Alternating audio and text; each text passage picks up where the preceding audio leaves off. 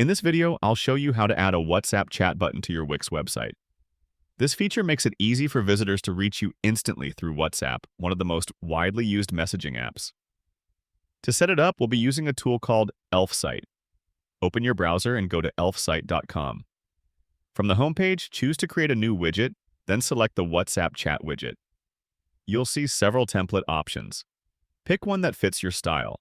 The standard template works well as a starting point. Next, enter the WhatsApp number you want connected. Double-check it's correct since this is how your visitors will reach you.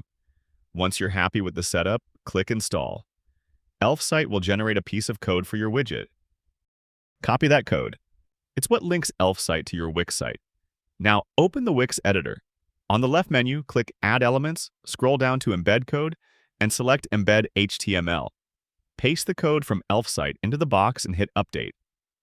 Your WhatsApp chat button will now appear on your site. From here, you can adjust its position and even pin it, so the chat option stays visible as visitors scroll.